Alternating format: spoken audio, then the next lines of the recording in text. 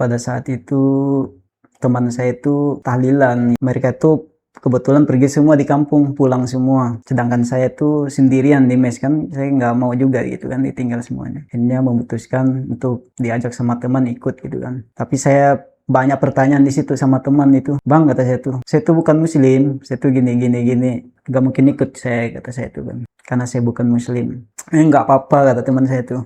Nggak ikut ya, tapi kata saya tuh boleh nggak pinjam baju yang kayak gitu, baju apa namanya gitu kan, baju koko sama sarung, hanya saya pakai.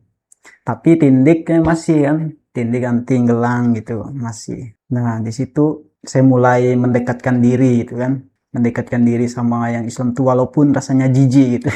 Sempat jijik juga dengan Islam ya? Iya, kalau di KTP itu tertulis di situ Kristen Protestan gitu. Itu hanya untuk KTP aja kan. Semua masyarakat tuh wajib punya KTP gitu kan. Kalau kepercayaan itu saya itu lebih percaya kepada hal-hal yang mistis gitu kan. Oh, menarik nih.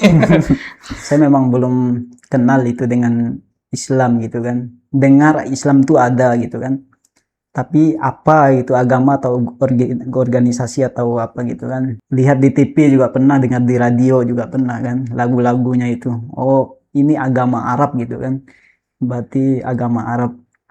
Saya gulung karpetnya, Al-Qurannya saya masukin karung. Nah, karpet sisa yang masih ada itu, yang masih bagus itu bisa disapu dikit, itu saya jadiin alas gitu kan. Sedangkan bantal saya itu Al-Quran tadi itu. Nah, Al-Quran dijadikan bantal. iya, saya jadikan bantal. Akhirnya saya berbaring lah. Saking lelahnya saya perjalanan jauh kan. Nggak lama kemudian begitu tidur tuh, gitu langsung tidur gitu kan. Tapi motor lewat tuh kedengaran gitu. Iya, iya. Motor lewat, babi nguek-nguek gitu kan, dengaran. Mungkin kalau dipanggil kayaknya nyaut gitu kan. Tiba-tiba di tidur saya tuh kebangun saya di dalam tidur tuh. Oh gitu. Terbangun di dalam masjid tuh ada seorang kayak ustadz gitu tapi serba putih gitu kan, pakai ikat pinggang warna biru gitu kan, kayak ikat pinggangnya warna biru, pakai sorban gitu kan. Beliau tuh lagi duduk seperti ini, duduk bersila gitu kan. Tasbihnya tuh kedengaran punya tak tak tak gitu, tak gitu. Ada yang aneh, tapi kok saya tuh nggak takut gak apa gitu kan, malah saya nanya gitu kan, bang maaf kata saya tuh, masjidnya saya pakai istirahat capek kata saya. Dia tuh cuman menjawabnya dengan senyum doang kan. Orangnya itu pokoknya ganteng sekali. Mungkin nggak ada di dunia nih.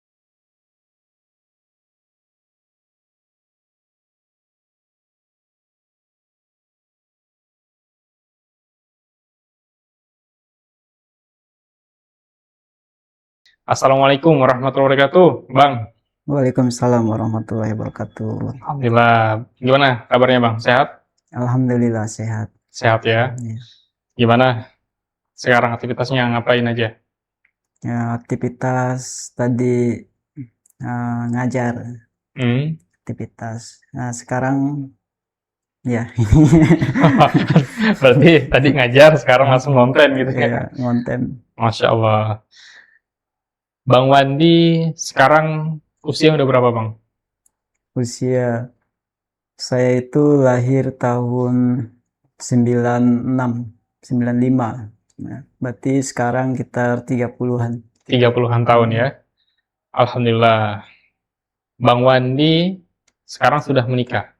Sudah. Sudah menikah. Tadi kita udah bahas ya, anak-anak. Berapa anak sekarang, Bang? Baru satu sih, istri juga baru satu. Oke. Agak ambigu ya. Khawatir istri nonton nih. Tapi antum tipikal yang ini kah, apa? Banyak anak, banyak rezeki, atau justru membatasi anaknya mungkin 2 paling banyak, atau gimana?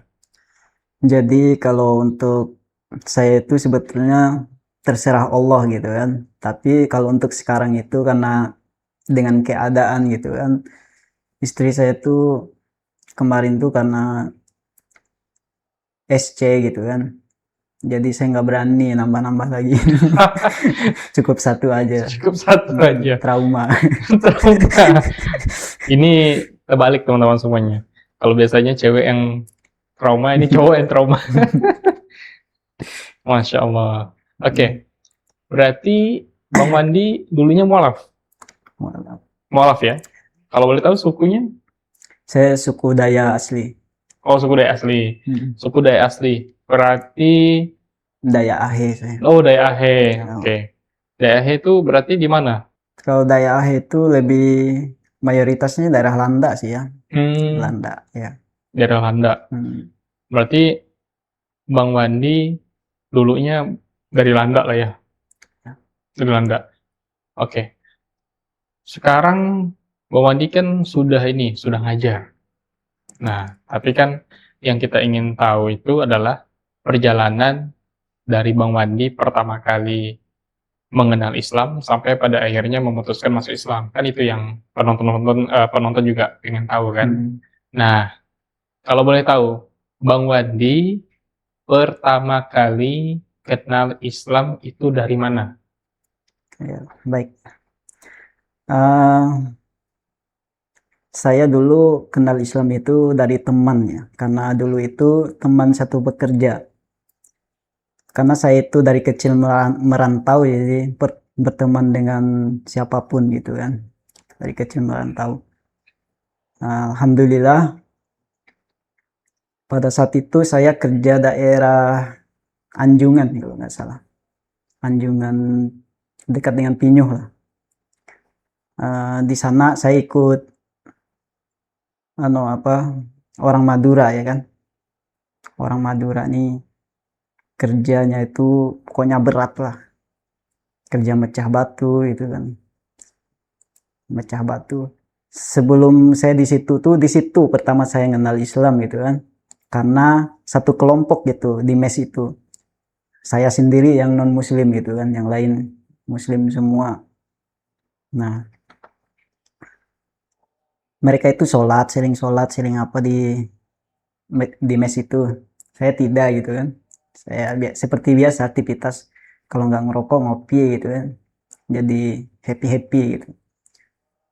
Nah, ada kata lain sih, gak enak, gak nyaman gitu kan. Gak nyamannya itu nggak suka gitu kan. Kok saya tuh bergaulnya dengan orang-orang seperti ini gitu kan. Orang keras dengan orang sesat gitu kan. Nggak, akhirnya pada saat itu teman saya itu tahlilan gitu kan. Tahlilan. Mereka tuh kebetulan pergi semua di kampung, pulang semua di kampung dulu. Sedangkan saya tuh sendirian di mes kan, saya nggak mau juga gitu kan ditinggal semuanya.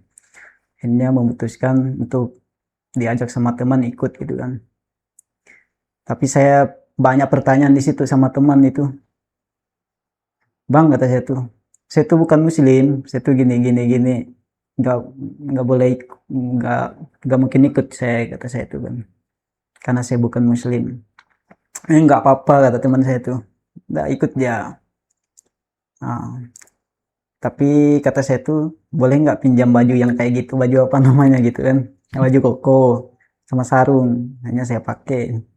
Tapi tindiknya masih kan, tindik anting gelang gitu masih. Akhirnya datanglah. Nah, di situ saya mulai mendekatkan diri gitu kan. Mendekatkan diri sama yang Islam tuh walaupun rasanya jijik gitu. Sempat jijik juga dengan Islam ya? Iya. Ya Allah. Jijik. Nah, dari pergaulan saya gitu kan. Mendekatkan Islam tuh. Tapi segimanapun pergaulannya saya itu dengan muslim itu, sebagaimana berusahanya saya itu untuk menyamankan diri di lingkungan muslim gitu kan, tapi hati saya tetap tidak akan pernah mendapatkan yang namanya ketertarikan gitu kan. Seperti itu. Oke, berarti Bang Wandi untuk pertama kali kenal Islam tuh dari teman. Sampai pada akhirnya Bang Wandi melihat secara langsung aktivitas orang Islam. Tapi tadi juga dikonfirmasi sama Bang Wandi, belum sampai kepada tahap suka Islam, Iya. masih jijik dengan Islam. Luar biasa ya. Jadi makin penasaran, kenapa kok sekarang malah jadi ustadz gitu kan. Oke, Bang Wandi, tadi kan kita udah ngobrolin tentang pertama kali Bang Wandi kenal Islam. Memang dulu Bang Wandi agama apa? Kalau di KTP itu tertulis di situ Kristen Protestan gitu. Itu hanya untuk KTP aja kan. Kan semua masyarakat tuh wajib punya KTP gitu kan. Kalau kepercayaan itu saya itu lebih percaya kepada hal-hal yang mistis gitu kan. Oh, menarik nih. Hal-hal mistis. Oh, berarti Bang Wandi kayak penganut kepercayaan gitu lah ya? Iya, kepercayaan. Memang kalau di kampung itu belum ada agama sama sekali kah? Ada, agama ada. Cuman kan agama itu kayaknya seperti masing-masing gitu. Nggak kayak seperti Muslim kan, ayo kita sholat, ayo kita ini. Kalau di agama itu tuh masing-masing mau kamu aku gitu.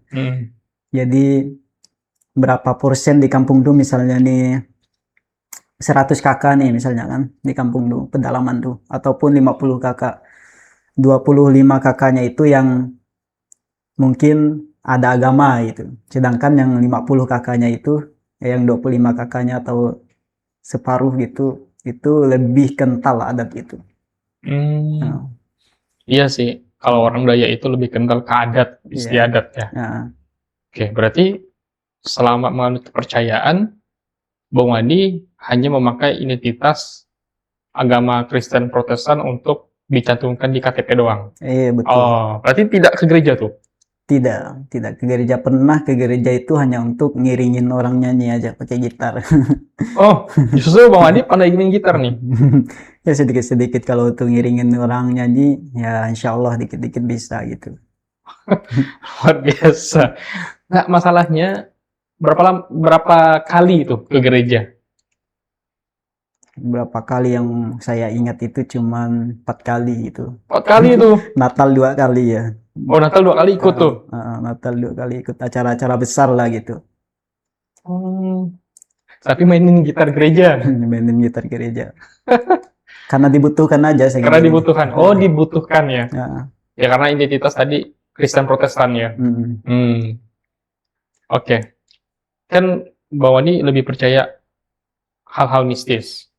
Lalu ketemulah dengan orang Islam karena merantau ya tadi ya, karena merantau.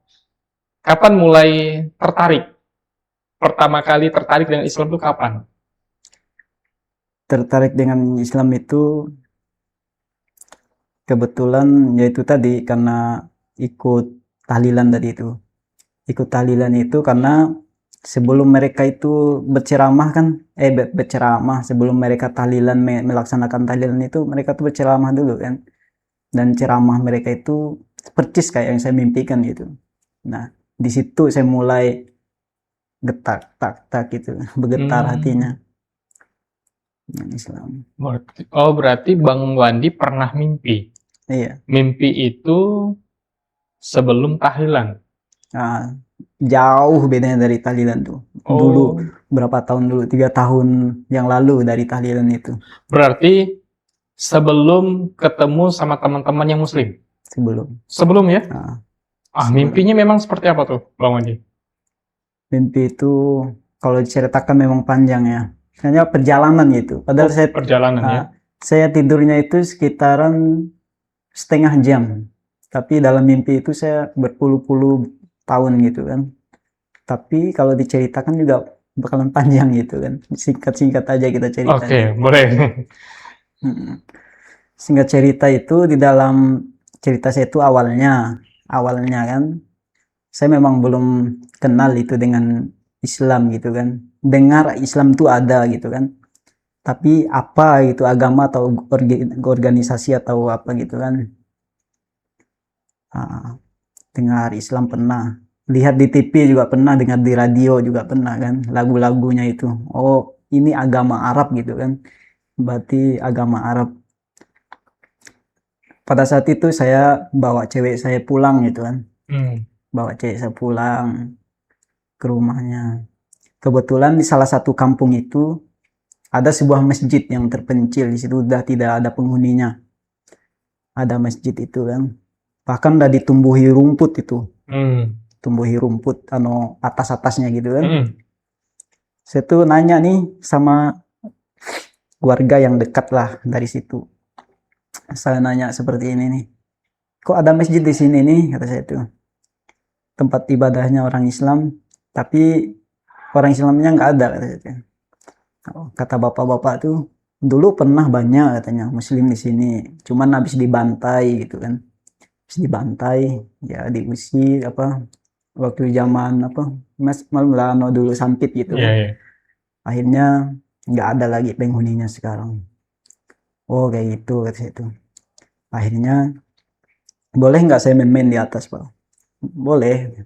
Mainlah saya naik kan di atas. Main di atas itu naik lihat, banyak sampah tuh dalamnya. Sobek. Bekas es minuman, bekas plastik makan apalah, plastik kue sampah gitu, tempat orang gimana lah gitu kan. Kayak ada botol-botol minuman gitu kan. Nah, di dalamnya itu banyak sekali Al-Quran tuh. Ya Allah. Al-Quran berserakan bekas di bobot tikus, rayap. Al-Quran zaman-zaman dulu lagi tulisannya tuh. Terus sejadah sudah bolong-bolong tuh kan. Akhirnya saya bereskan lah dengan sukarela gitu, bereskan saya mau istirahat di situ tuh. Saya gulung karpetnya, Al-Qurannya saya masukin karung. Nah, karpet sisa yang masih ada itu yang masih bagus itu bisa disapu dikit, itu saya jadiin alas gitu kan. Sedangkan bantal saya itu Al-Quran tadi itu. Nah, Al-Quran dijadikan bantal. Iya, saya jadikan bantal. Akhirnya saya berbaring lah. Saking lelahnya saya perjalanan jauh kan. Nggak lama kemudian begitu tidur tuh, gitu tidur gitu kan. Tapi motor lewat tuh kedengaran gitu. Iya. Motor lewat, babi nguek-nguek gitu kan, dengaran. Tapi saya tuh dalam keadaan tidur. Mungkin kalau dipanggil kayaknya nyaut gitu kan. Nah, tiba-tiba di tidur saya tuh kebangun saya di dalam tidur tuh. Oh gitu. Nah, terbangun di dalam masjid tuh ada seorang kayak ustadz gitu tapi serba putih gitu kan, pakai ikat pinggang warna biru gitu kan. Kayak ikat pinggangnya warna biru, pakai sorban gitu kan. Beliau tuh lagi duduk seperti ini, duduk bersila gitu kan. Tasbihnya tuh kedengaran punya tak tak tak gitu, tak gitu. Ada yang aneh, tapi kok saya tuh nggak takut nggak apa gitu kan, malah saya nanya gitu kan.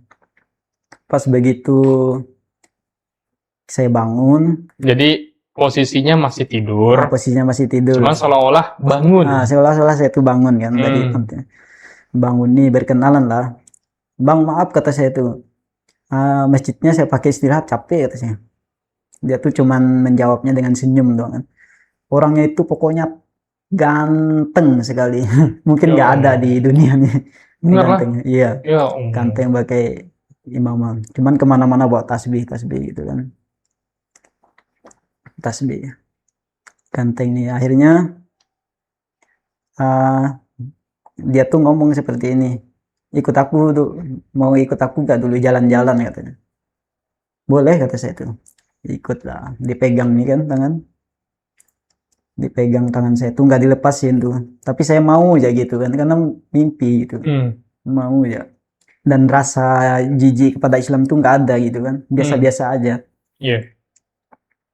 Akhirnya begitu keluar di masjid itu nggak seperti yang pandangan sebelumnya gitu, nggak ada rumah di situ, bahkan cuman padang pasir gitu kan, ada rumput dikit-dikit gitu, layu, padang pasir. Di situlah dia ngajak jalan tuh jauh banget, bertahun-tahun gitu, bertahun-tahun. Akhirnya nyampe lah tempat tujuan nih, ada 3 simpang nih, 3 simpang.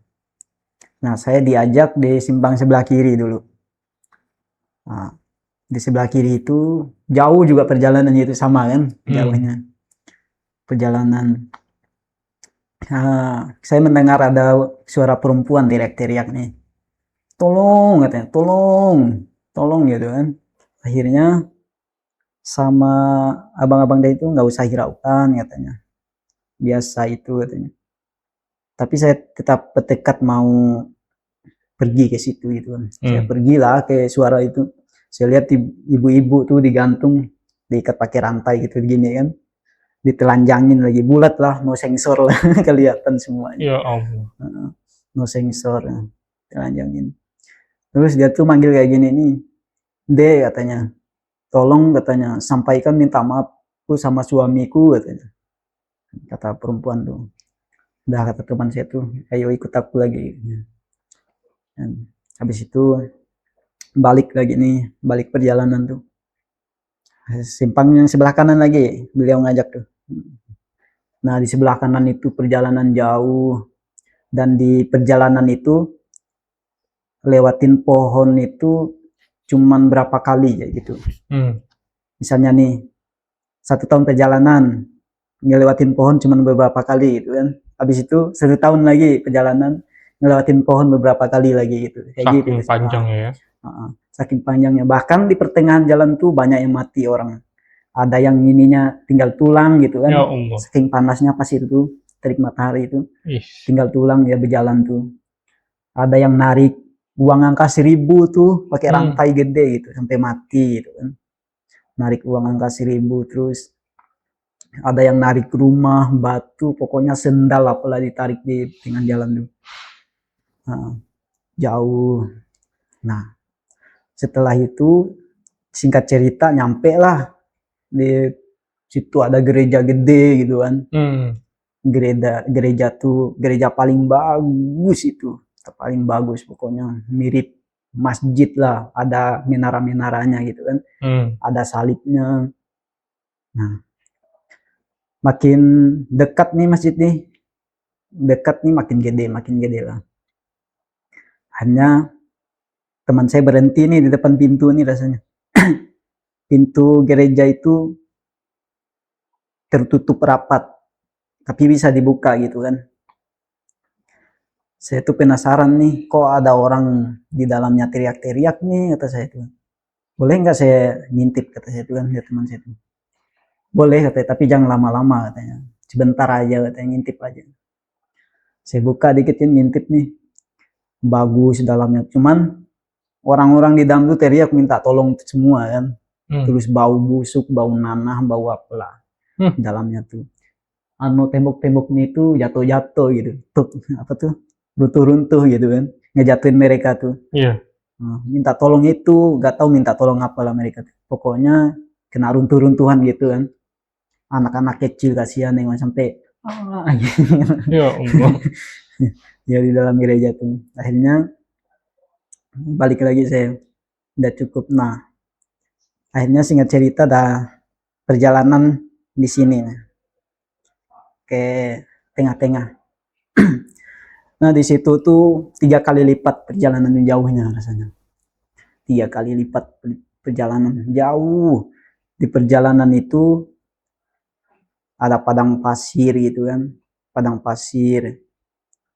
Nggak ada yang ini, nggak ada yang pohon-pohon, rumput-rumput gitu.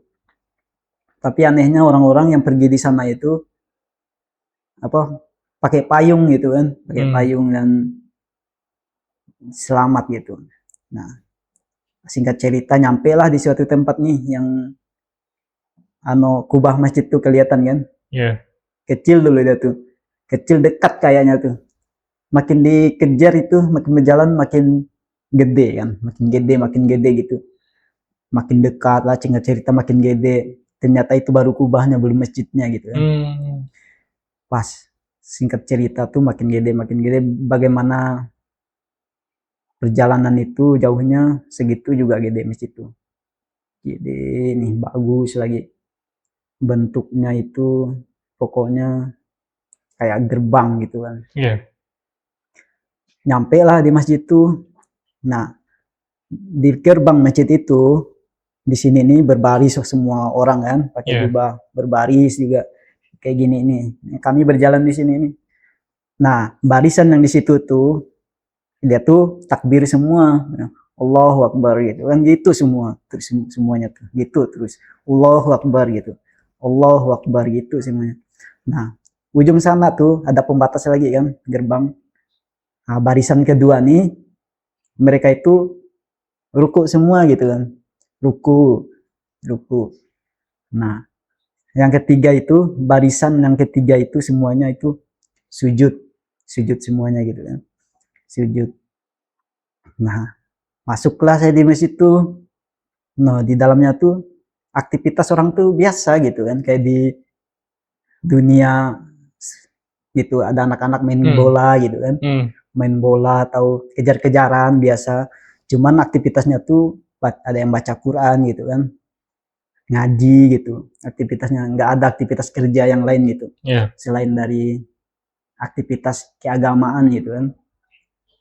Kalau kita kan begitu masuk di masjid biasa lihat orang paling di masjid itu ngobrol gitu kan. Kalau itu enggak, mereka tuh masing-masing aktivitasnya tuh ada yang baca Quran, ada yang azan, tilawah gitu, merdu sekali tilawahnya tuh semangatnya. Oh kayak gini ya. Nah, tembus lah di masjid, singkat cerita tuh. Udah tembus di apa tuh, di sebelah sana gitu. Udah keluar masjid. Nah, di keluar masjid itu ada ini apa tuh, seberang itu. Seberang itu ada taman, baru ada pohon-pohonan. Pokoknya tamannya itu indah gitu kan. Indah sampai-sampai saya itu nggak terkendali pengen lompat gitu, rasanya mau ke sana gitu kan. Nah, teman saya ditarik terus sama teman saya, jangan ke sana katanya, itu bukan tempat kamu, bukan punya kamu gitu kan katanya. Tapi saya dah gini-gini mau ke sana gitu, pengen gitu kan. Ah katanya, ayo kita ke situ katanya. Pergilah nih di jembatan dulu kan. Jembatan itu kitaran segini lah nih jembatan tuh, segini gedenya, cuman jaraknya jauh gitu kan. Nah, kalau kamu mau ini katanya, mau nyebrang, lihat dulu nih katanya, dicabut rambutnya nih kan, dilemparin sama dia tuh. Nyangkut lah nih di jembatan tuh, terbakar gitu kan. Terbakar rambut, nggak nyampe di ininya apa, sejengkal gini, segini aja udah terbakar gitu kan. Nah, yakin kamu mau ke sana katanya. Baru saya takut gitu kan, takut saya. Akhirnya disuruh cepat-cepat pulang saya tuh. Kamu pulanglah dulu katanya, saya masih ada urusan katanya. Ini di mana saya mau pulang kata saya tuh. Sedangkan saya nggak tahu jalannya di mana, jauh. Udah katanya keluar jam masjid tuh katanya. Di situ nanti katanya kamu keluar. Di situ ada jalan lurus katanya. Oh gitu. Keluarlah, saya ikutin lah. Keluar masjid, saya pun terbangun gitu kan. Nah, oh alhamdulillah mimpi gitu. Ya Allah, mimpi antum buat merinding. Jadi kayak banyak pesan moralnya yang saya dapatkan ya. Mungkin kalau penonton mendengar secara detail tadi apa yang disampaikan Bang Wandi, itu kayak semacam petunjuk ya, petunjuk. Masya Allah ya, moga-moga mimpi ini menjadi wasilah kita untuk lebih sadar lagi bahwa segala sesuatunya punya pertanggungjawaban. Nah, oke, setelah mimpi akhirnya pulang tuh kan? Pulang. Apa yang dirasakan? Apakah kepikiran terus atau sampai kapan Bang Wandi akhirnya paham kalau ternyata mimpi itu mungkin petunjuk untuk lebih dekat dengan Islam? Setelah terbangun dari mimpi, selama 3 tahun itu saya itu hanya menganggapnya buat tidur aja, bukan apa-apa gitu. Bahkan saya udah lupa gitu kan, udah saya lupakan itu mimpi itu. Nah, seperti yang saya ceritakan tadi itu, ketika saya ikut tahlilan gitu kan, mereka itu sebelum tahlilan kan ceramah dulu gitu. Nah, ceramah dulu. Saya sering ikut, teman saya itu kan begel juga walaupun dia muslim gitu. Begel juga. Jadi dia kemana-mana aja masuk gitu kan. Bahkan saya pernah ngajaknya ke rumah juga kan, beliau tuh ngajak ke rumah nih, saya ajak minum kan, ya terpaksa lah mau dia, saya ajak minum apa gitu. Bukan sih yang bocorkan aib gitu, bukan aib, itu udah masa lalu. Nah, ajak minum mau, akhirnya tapi sholatnya jangan, mungkin beliau tuh menghargai gitu kan, menghargai saya buat dan beliau tuh berhasil gitu kan, berhasil untuk membujuk saya buat ikut tahlilan lagi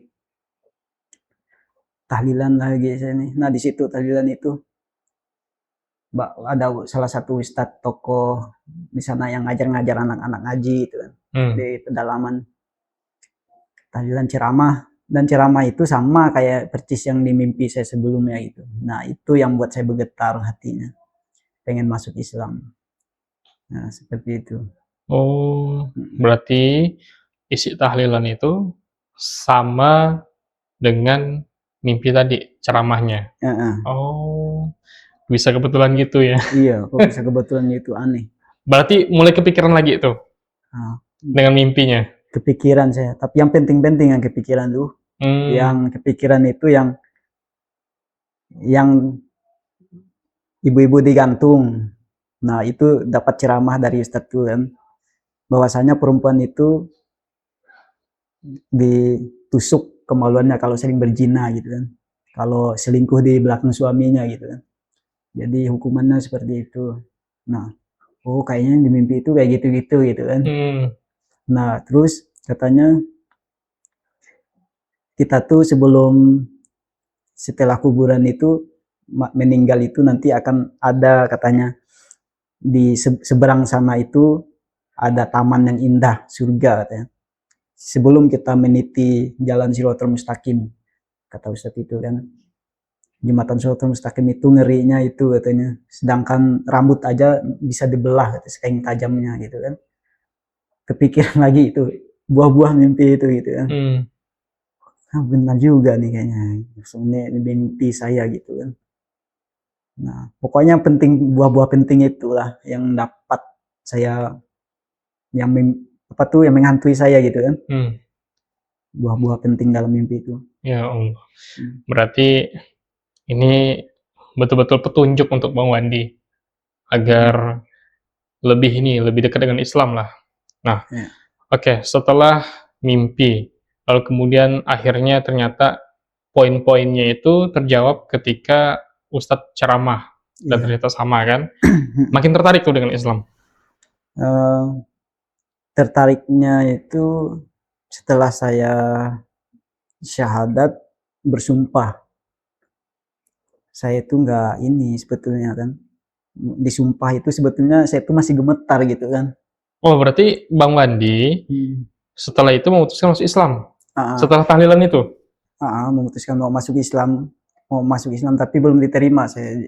Belum diterima? 4 kali kalau nggak salah. 4 kali nggak diterima? Maksudnya gimana tuh nggak diterima? Pertama saya cegat ustadznya tuh kan, saya cegat nih pulang sholat, Ustadz saya mau masuk Islam gitu. Lihat mungkin penampilan saya itu kayak mana lah gitu kan. Gimana emang penampilan Bang Wandi waktu itu? Di sini tindik dah 2, di sini 1. Oke. Gelang, apa, yang celana koyak-koyak gitu kan. Lebih ke preman ya? Iya, preman. Lalu? Malum lah, anak emo gitu kan. Oh anak emo, iya di zaman itu sih memang lagi trennya anak emo ya, yang rambutnya panjang itu ya. Seng gitu. Berarti rambut Bang Wandi dulu panjang? Rambut saya dulu itu modelnya kalau nggak salah panjang tapi diginiin. Asik, betul-betul emo sejati. Emo. Ya Allah. Oke, kan sempat dalam masa penolakan ya Bang Wandi ya, itu sampai 4 kali itu gimana ceritanya? Apakah tetap tidak berubah penampilan Bang Wandi setelah ditolak waktu itu? Enggak. Tetap saya pengen gitu kan. Nah ke-4 kalinya itu saya nyerah.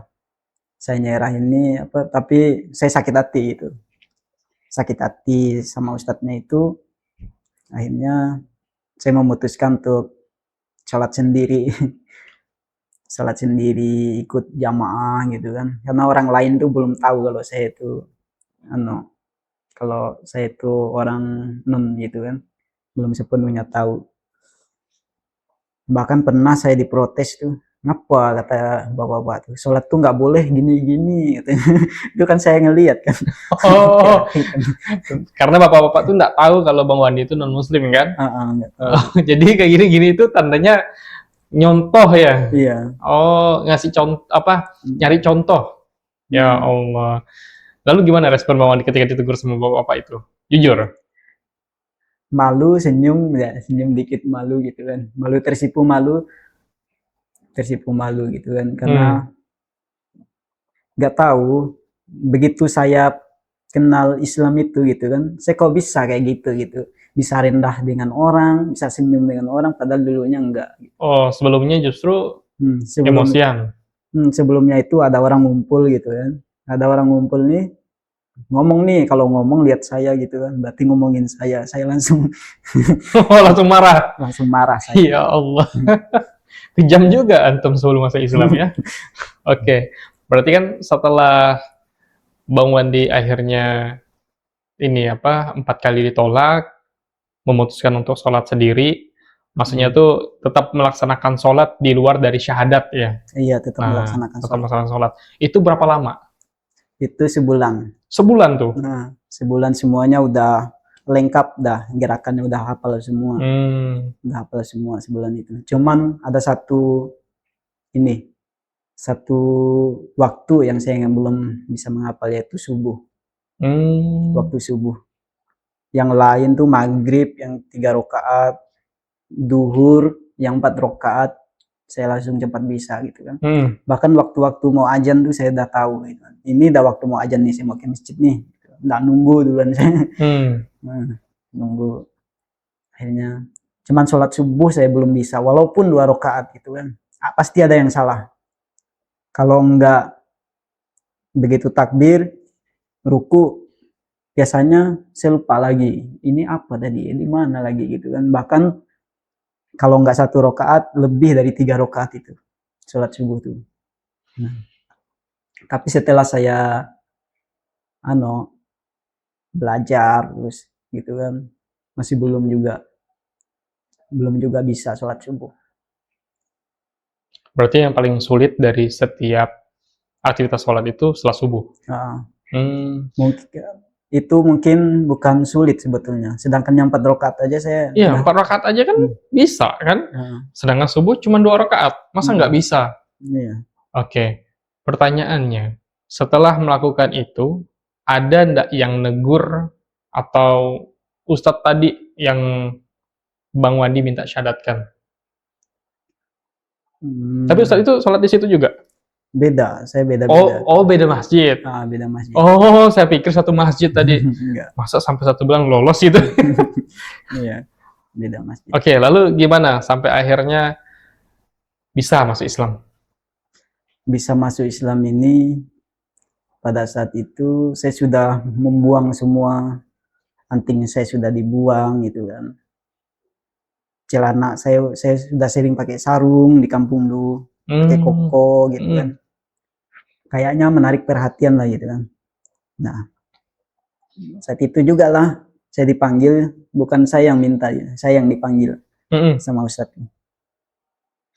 Dipanggil ke rumahnya, disyahadatkan. Bukan di rumahnya, di masjid. Yeah. Di masjid saya disyahadatkan. Syahadat, bersumpah itu, megang tangan beliau itu saya gemetar gitu kan. Aduh, yakin gak nih masuk Islam nih gitu kan. Dengaran kata-kata beliau tuh kayak gini, Bang. Yakin gak mau masuk Islam? Islam tuh sulit loh perjalanannya, apalagi nanti dapat ujian. Banyak ujiannya. Yakin gak nih? Kalau yakin katanya ayo syahadat, kalau nggak yakin katanya, kata beliau tuh nggak usah, mendingan katanya, daripada permainkan agama.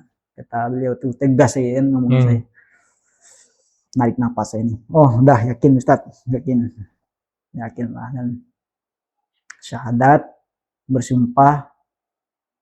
Oh, ada sumpahnya juga itu? Ada. Bersumpah bahwasanya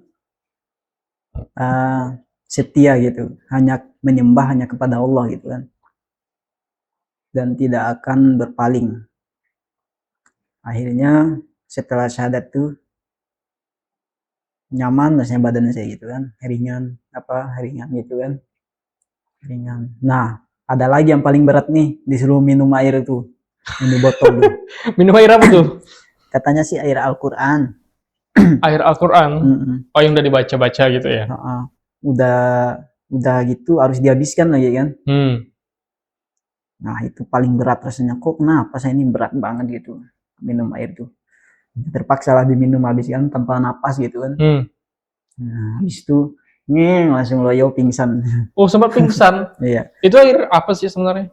Air ini kan yang dibaca-baca doang kan? Ya, katanya air Al-Quran, tapi bacanya tuh nggak di depan saya, nggak tahu air apa gitu kan. Di botol gitu.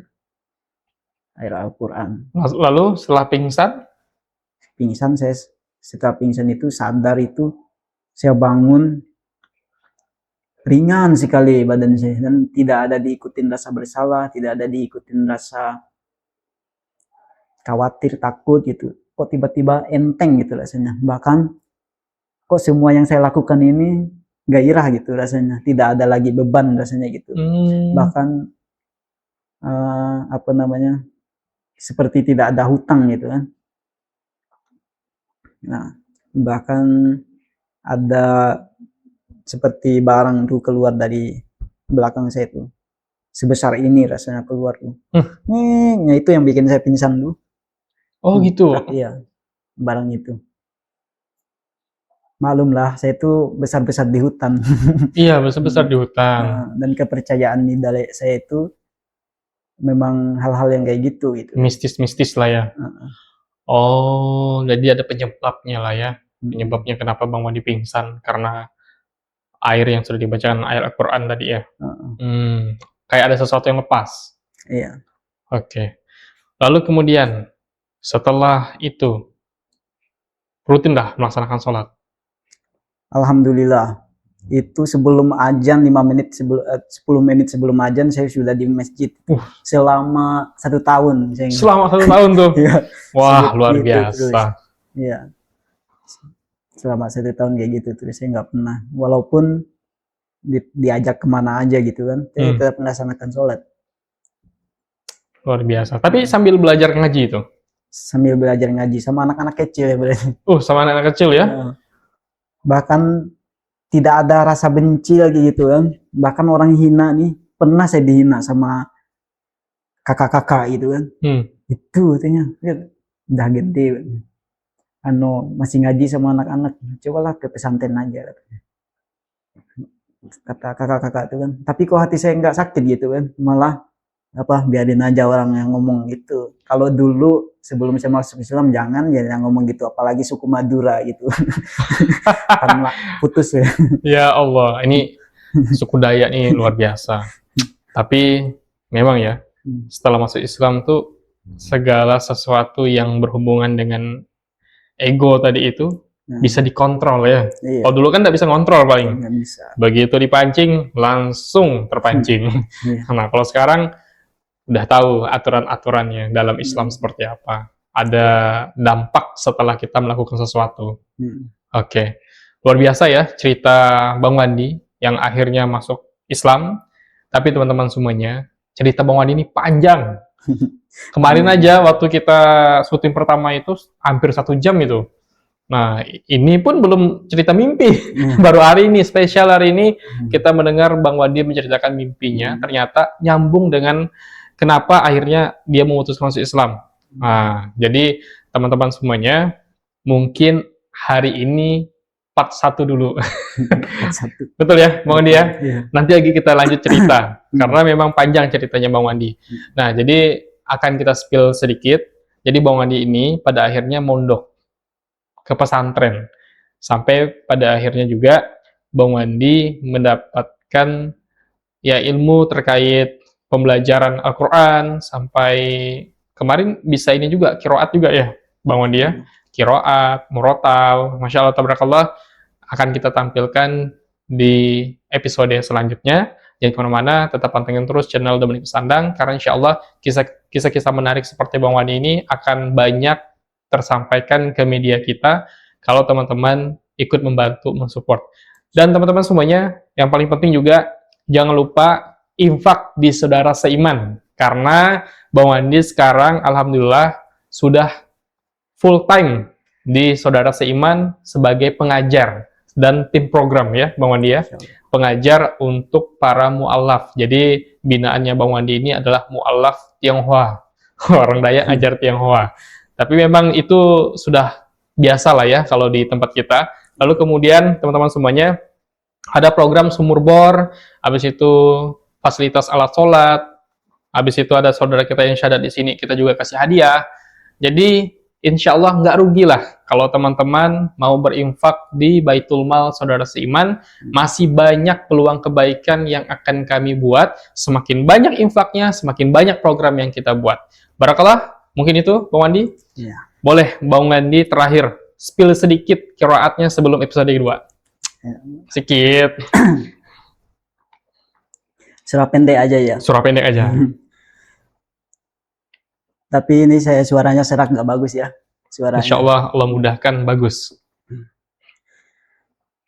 A'udzu billahi minasy syaithanir rajim.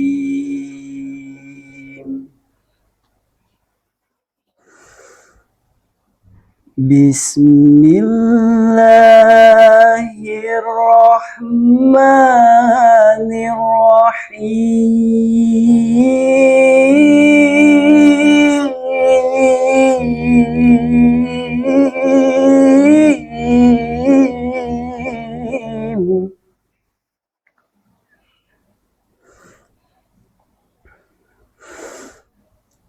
Wadduha wal laili idza saja ma wadda'aka rabbuka wa ma qala walal akhiratu khairul laka minal ula. Shadaqallahul azim. Segitu dulu, serak. Kuat dah napasnya. Insya Allah. Udah ditutup dah. Antum ini tutup. Lanjut episode 2. Oke. Berapa menit kita dapat ini? Nah, kita lihat gambarnya ya.